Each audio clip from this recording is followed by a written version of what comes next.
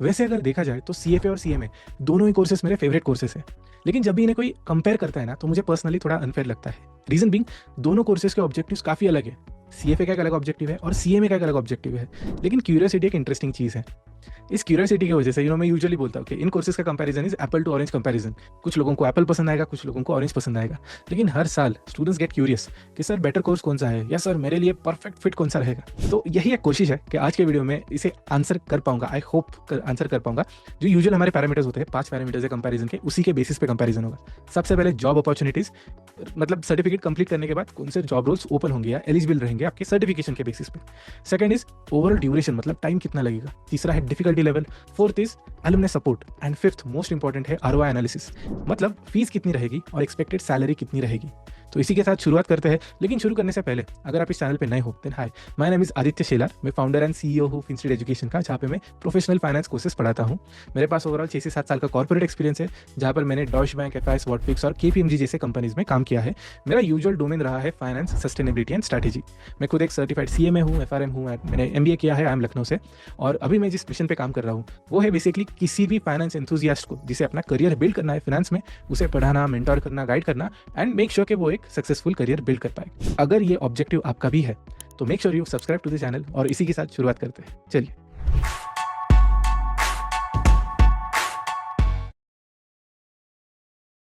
जब भी मैं जॉब मार्केट की बात करता हूँ, CFA का मार्केट होता है इन्वेस्टमेंट मैनेजमेंट रूल्स और CMA का मार्केट होता है मैनेजमेंट अकाउंटिंग रूल्स। अब मैनेजमेंट अकाउंटिंग एक्चुअली एक ब्रॉडर टर्म है, इसमें 3 चीजें आती है। वी हैव अकाउंटिंग, फिनेंस और स्ट्रैटेजी भी आता है, लेकिन CMA पर बाद में आते हैं। पहले देखते हैं CFA का मार्केट। जब भी मैं इन्वेस्टमेंट मैनेजमेंट रूल्स कहता हूँ तो इसमें क्या आता है, मेनली ऐसे एज्यूम कीजिए कि आपके पास $10,000 है और अभी आपको डिसीजन लेना है कि किस कंपनी में इन्वेस्ट करना चाहिए। तो यहाँ पर आप किन पैरामीटर्स पे उसे इन्वेस्ट करोगे। सबसे पहले देखोगे कि कैपिटल मार्केट्स या फाइनेंशियल मार्केट्स कैसे चल रहे हैं, स्टॉक मार्केट कैसे चल रहा है, बॉन्ड मार्केट कैसे चल रहा है। मतलब अगर आपको इक्विटी में इन्वेस्ट करना है, ओनरशिप लेनी है कंपनी में, तो वैसे इन्वेस्ट करोगे, या फिर बॉन्ड मार्केट थ्रू आप एक तरह से एक लोन दे रहे हो कंपनी को और फिर उसमें रिटर्न एक्सपेक्ट करोगे, या इन प्रोडक्ट्स के परे जाके आपको लेट्स से डेरिवेटिव्स में इन्वेस्ट करना है या किसी और प्रोडक्ट में इन्वेस्ट करना है। ये सारा प्रोडक्ट नॉलेज, इसके अराउंड जो भी इकोनॉमिक्स होता है, इसके अराउंड जो भी क्वांटिटेटिव एनालिसिस होता है, मतलब मैथमेटिक्स, ये सारी चीज़ें CFA में कवर होती है। तो मेनली अगर आपको फंड मैनेजर बनना है, मतलब लोगों से पैसे रेज करने हैं और फिर स्टॉक मार्केट या किसी और जगह आपको इन्वेस्ट करने हैं, या फिर किसी इन्वेस्टमेंट बैंक में जाके काम करना है जहाँ पर आपको इन सारे प्रोडक्ट्स का नॉलेज लगता है, या फिर रिसर्च रोल्स में जाना है जैसे इक्विटी रिसर्च हो गया कि आप रिसर्च करके किसी डिसीजन मेकर को सपोर्ट कर रहे हो, अगर इन सारे रोल्स में जाना है तो CFA आपके लिए परफेक्ट रहेगा।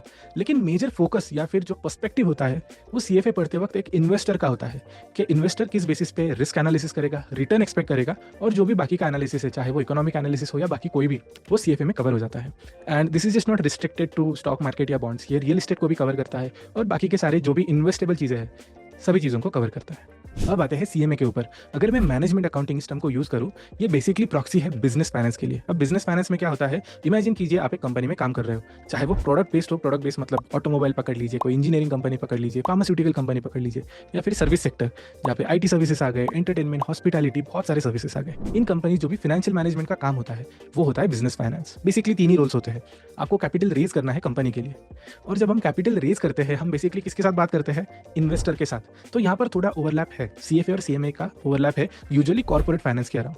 लेकिन पैसे रेज करने के बाद आपको उसे डिप्लॉय करना है विद इन द बिजनेस, और यहाँ पर बाइफर्केशन स्टार्ट होता है। अब डिप्लॉय कैसे करते हो, पहले स्ट्रैटेजी बनाते हो बिजनेस के लिए, स्ट्रैटेजी के बाद आप एक प्लान बनाते हो, प्लान के बाद आप एक बजट बनाते हो, बजट के बेसिस पे आप एक्सपेक्टेशन सेट करते हो, यार मैंने इतना बजट दे दिया, लेट्स से मार्केटिंग को इतना बजट दे दिया, एंड ऑफ द ईयर मुझे ये सेल्स एक्सपेक्टेड है या कुछ रिजल्ट एक्सपेक्टेड है, वैसे प्रोडक्शन का रहेगा, वैसे हर एक डिपार्टमेंट का रहेगा। तो ये पूरा एनालिसिस, और यहाँ पर फिर आ जाता है FP&A आ जाता है, कॉस्टिंग आ जाता है, audit, internal controls, due diligence, ये सारी चीज़ें आ जाती है। इसके साथ फाइनेंशियल पार्ट भी आता है, तो रिस्क मैनेजमेंट हो गया या कॉर्पोरेट फाइनेंस हो गया या डिसीजन मेकिंग आ गया, ये ओवरलैप करेगा CFA के साथ। लेकिन बाकी का जो कॉस्टिंग वगैरह पार्ट है ये CMA की एक्सपर्टीज़ है, जहाँ पे आप बिजनेस के अंदर जाके वेरियंस एनालिसिस कर रहे हो या बाकी की चीज़ें कॉस्ट एलोकेशन वगैरह कर रहे हो। ये CFA का फोकस मेजरली नहीं है। Inside a company, managing finance, ये CMA का फोकस होता है। तो CMA के लिए अगर जब भी मैं मेन रोल्स की बात करता हूँ, यहाँ पर सबसे ऊपर आता है FP&A, financial planning and analysis, या फिर इसे FNA भी कहते हैं। दूसरा रोल होता है कंट्रोलर का रोल, जहाँ पर आप इंटरनल चेक्स करते हो कंपनी में, तीसरा आता है रिपोर्टिंग का रोल, जहाँ पर आप P&L क्लोजिंग करोगे, बैलेंस शीट क्लोजिंग करोगे, IFRS के हिसाब से या फिर US GAAP के हिसाब से थोड़ा कंप्लायंस भी देखोगे और रिपोर्टिंग कंप्लीट करोगे। इसके बाद बिजनेस एनालिस्ट या कॉर्पोरेट फाइनेंस रिलेटेड भी रोल्स होते हैं CMA के लिए।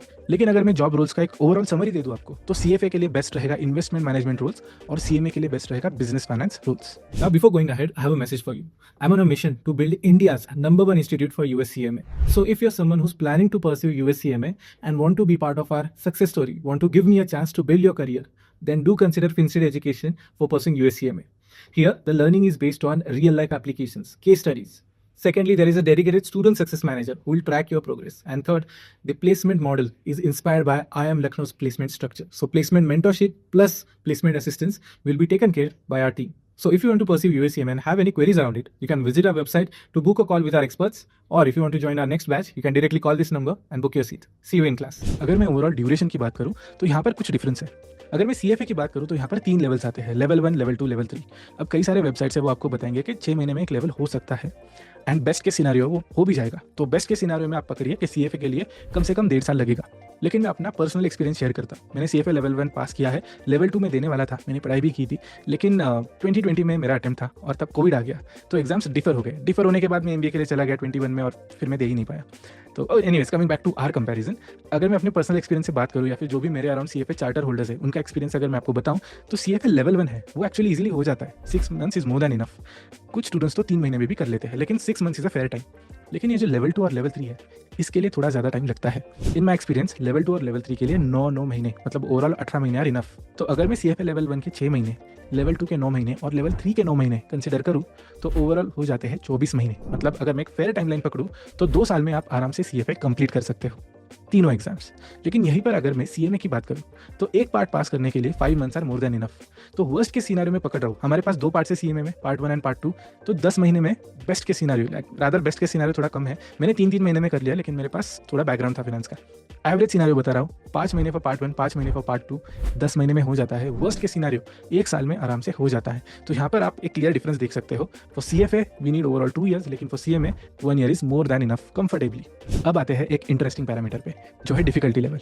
अगर मैं डिफिकल्टी लेवल से पहले एलिजिबिलिटी लेवल आपको बताता हूँ। अगर आपको CFA एग्जाम देनी है इंडिया में या वर्ल्ड वाइड कहीं पर भी, आप हो सकते हो अपने second last year of graduation में, मतलब 3 साल का BCom है तो सेकंड ईयर में दे सकते हो, जो सेकंड लास्ट ईयर होगा, या 4 साल का BCom है तो आप थर्ड ईयर में दे सकते हो, तो second last year of your graduation. लेकिन यहाँ पर ना द मार्केट इज ओपन, कोई भी आके एग्जाम दे सकता है। और जब भी ओपन एलिजिबिलिटी रहती है ना, तो कई सारे स्टूडेंट्स सीरियस होते हैं, लेकिन बहुत सारे स्टूडेंट्स सीरियस नहीं होते, मतलब पैसे तो पे कर देते हैं लेकिन पढ़ नहीं पाते।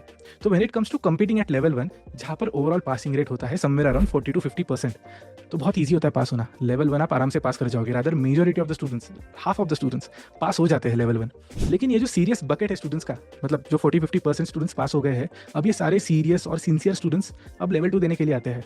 तो यहाँ पर कंपटीशन और भी इंटेंस हो जाती है। अगर मैं इसे सिंपल भाषा में समझाऊँ तो जस्ट इमेजिन के at the top we have 100 students जिन्होंने लेवल 1 दिया है। अब इसका रिजल्ट लगता है 50%, तो 50 बच्चे आ गए या 50 स्टूडेंट्स आ गए लेवल 2 के लिए। अब ये 50 स्टूडेंट्स ही जाएंगे एग्जाम के लिए और इसमें से भी 50% रिजल्ट निकलेगा। सो 50% ऑफ 50 आएंगे 25 स्टूडेंट्स जो लेवल 3 देंगे, और इनमें से भी 50% रिजल्ट निकलेगा। तो 25 का 50% हो गया 12.5, मतलब 12 से 13 स्टूडेंट।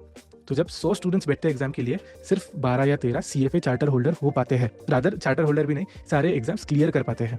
यहीं पर अगर मैं कंपेयर करूँ CMA, तो यहाँ पर फिल्ट्रेशन प्रोसेस नहीं है। कोई भी पार्ट 1 के लिए पहले जा सकता है, पार्ट 2 के लिए पहले जा सकता है, और दोनों पार्ट के लिए 40 to 50% पासिंग रेट है। तो in terms of difficulty CMA is much more doable, rather थोड़ा सा इजी साइड चला जाता है एज कम्पेयर टू CFA। तो यहाँ पर अगर मैं कंपैरिजन करूँ कि किस लेवल के डिफिकल्टी तक ये हैंड इन हैंड जा रहा है, तो मैं कहूँगा कि ओवरऑल कंप्लीशन ऑफ CMA, मतलब CMA पार्ट 1 प्लस 2, इसे कंपेयर किया जा सकता है CFA लेवल 1 प्लस लेवल 2 के साथ एट पार।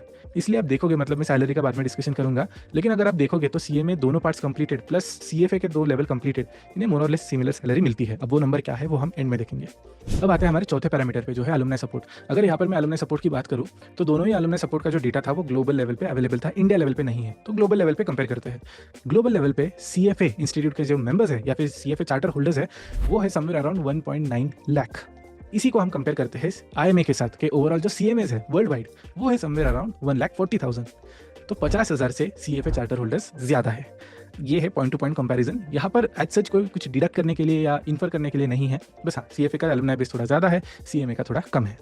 अब आते हैं लास्ट पैरामीटर पे, जो है मेरे हिसाब से सबसे इंपॉर्टेंट, ROI एनालिसिस, फीस और एक्सपेक्टेड सैलरी। लेकिन फीस या एक्सपेक्टेड सैलरी डिस्कस करने से पहले मुझे एक स्ट्रॉन्ग कंटेक्स्ट बिल्ड करना है।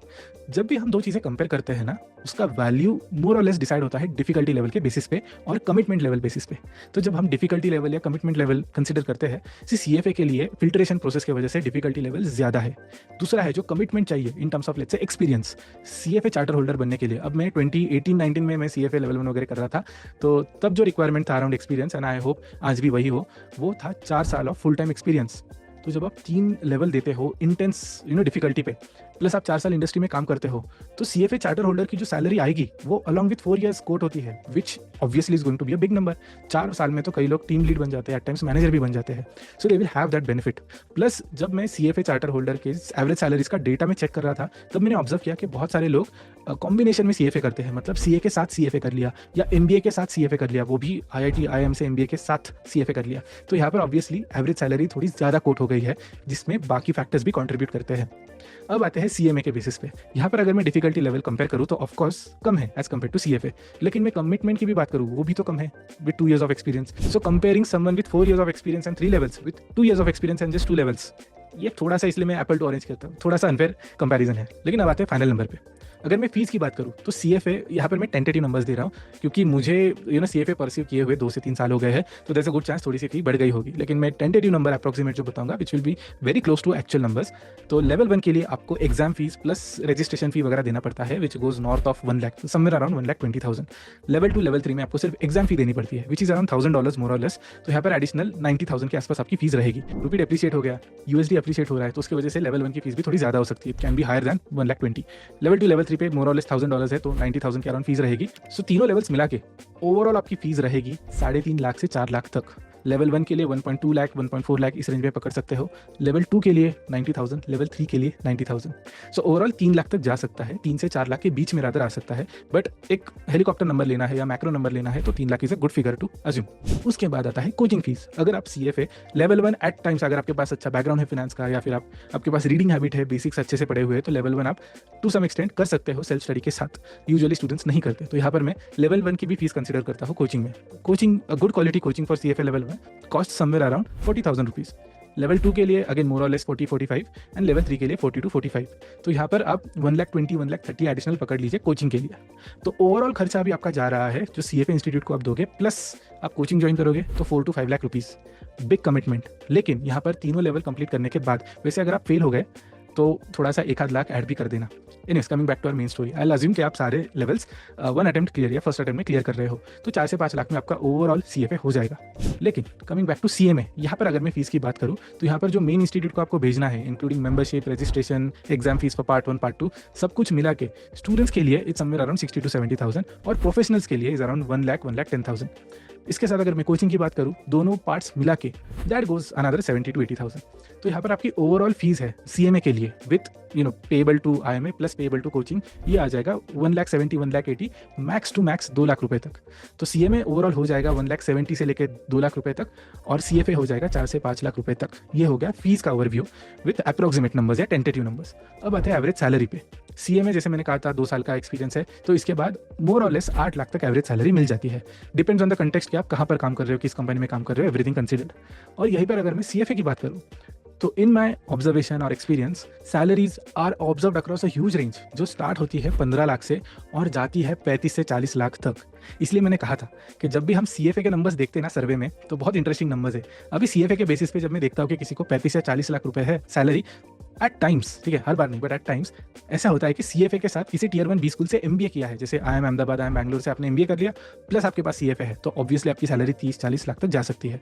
बट अगर आप मुझे पूछोगे with 4 years of experience, I think good benchmark would be 15 lakh से 20-25 लाख तक मिलती है, जो यूजुअली इन्वेस्टमेंट बैंक में जाते हैं, प्राइवेट इक्विटी में जाते हैं, वेंचर कैपिटल फर्म्स में जाते हैं, ये सब everything comes around investment management. तो यहाँ पर एक रोल मिल पाना भी मुश्किल है, और रोल मिलने के बाद जो आप पर्क्स एंजॉय करते हो with, I mean it is very difficult to survive by the way in all these firms. Investment bank हो गया, वेंचर कैपिटल हो गया, या प्राइवेट इक्विटी हो गया, डिमांडिंग जॉब्स होते हैं लेकिन उतनी सैलरीज भी मिलते हैं। सो इन माय ऑब्जर्वेशन, जैसे मैं कह रहा था, 15 लाख से 25 लाख तक एक फेयर एक्सपेक्टेशन रख सकते हो with all 3 levels completed and 4 years of experience. So I hope अभी आपको एक ओवरऑल कंपैरिजन के लिए एक पैरामीटर तो मिल गया होगा। मैंने पर्पसफुली इस वीडियो में मार्क सिस्टम यूज़ नहीं किया कि इसका ज़्यादा है तो 1 मार्क, उसका ज़्यादा है तो 1 मार्क। रीज़न बीइंग, जैसे मैंने कहा था कि 2 बहुत अलग पर्सपेक्टिव या ऑब्जेक्टिव से कोर्स डिज़ाइन हुए थे, तो आप इसमें अपने हिसाब से फिर डिसाइड कर लीजिए कि कौन-सा कोर्स आपके लिए बेटर है। अगर आपको एडिशनल इन्फॉर्मेशन चाहिए या मुझसे कनेक्ट करना है, मेरी टीम के साथ कनेक्ट करना है टू डिस्कस फर्दर, कि अगर आपके कुछ कस्टमाइज़ रिक्वायरमेंट्स है, आप कन्फ्यूज़्ड हो या कुछ भी मैटर नहीं करता, जॉब रोल वगैरह मैटर नहीं करता है, बस जॉब चाहिए, ऐसा पर्सपेक्टिव हो, तो उस हिसाब से आप मेरे साथ कनेक्ट कर सकते हो। मैंने डिस्क्रिप्शन में लिंक शेयर कर दी है टू फिल अप, ताकि मेरी टीम आपसे कनेक्ट करके मेरे साथ एक कॉल अरेंज कर देगी। I hope this helps. As usual, thank you for watching the video. I will see you in the next one. और हाँ, सब्सक्राइब करना मत भूलना। मिलते हैं।